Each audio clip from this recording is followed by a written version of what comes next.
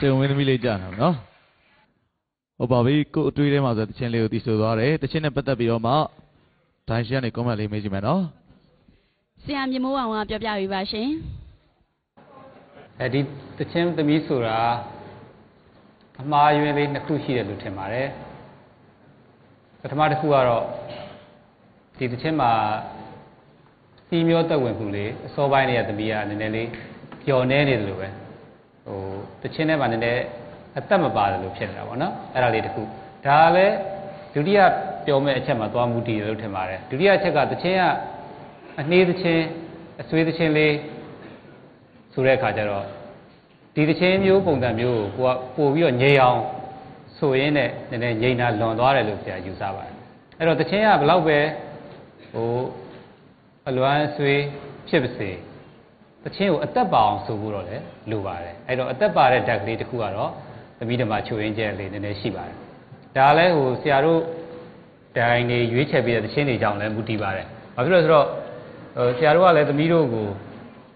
စမ်းသပ်ခြင်းနဲ့စိတ်ရှိတာပေါ့နော်ဘယ်လိုဒီလိုတချင်းမျိုးဆိုရင်ဘယ်လိုဖြစ်မလဲပေါ့ဥပမာဆိုရင်ခုနက if you လင်ဆိုလို့ရှိရင်လည်းကိုကိုချစ်ဆိုတဲ့တချင်းမျိုးကိုသူဆိုရင်ဘယ်လိုဖြစ်မလဲသိကျင်တယ်သူက performance ဘက်တွေသူအာယုံရောက်တော့ဆိုရတဲ့နှုတ်လေးတွေတောင်သူလွဲရှာတယ်ပေါ့နော်ဒါမျိုးလေးတွေသူ့မှာအခက်အခဲဖြစ်တယ်နောက်တစ်ခါခုနကဆိုသွားတဲ့စုစံဒီထုံးဆိုလဲ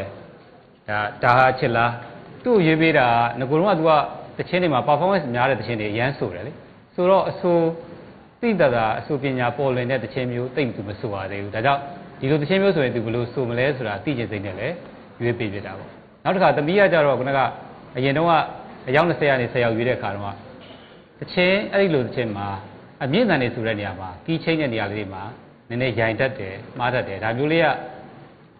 အခုဒီတချင်းဆိုလို့ရှိရင်ဘယ်လိုနေမလဲဒါမျိုးပေါ့နော်အခုရိုင်တာမှားတာတော့မရှိတော့ပါဘူးဒါပေမဲ့တချင်းမှာအာယုံဆိုင်လုံးဝကြီးတဲ့အတွက်ခုနလိုအသက်မဲ့တာလေးဖြစ်နေတယ်နော်အဲ့ဒါလေးကိုနောက်မှသိချာချာလေးပြုပြင်ပြီးတော့သိချာကောင်းအောင်ဆိုပါလို့ကြံပေးကြပါမယ်ဟုတ်ကဲ့ကျေးဇူးတင်ပါတယ်ဆရာကျေးဇူးတင်ပါတယ်ဆရာ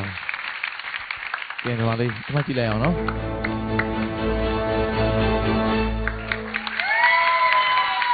ကျေးဇူးအများကြီးတင်ပါတယ်ရှင်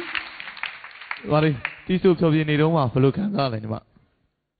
ဒီတချင်းလေးဆိုရအရန်ပျော်တဲ့တမျိုးလေးပဲစိတ်မကောင်းတယ်လို့ပဲဟယ်လိုအမှန်ကိုလိုက်တာမဟုတ်အမှတ်20ရောက်အောင်ဟုတ်ပါပြီကျေးဇူးအများကြီးတင်ပါတယ်ကောင်းပြီပါတယ်ညီမလေးညီမလေးကျေးဇူးတင်ပါတယ်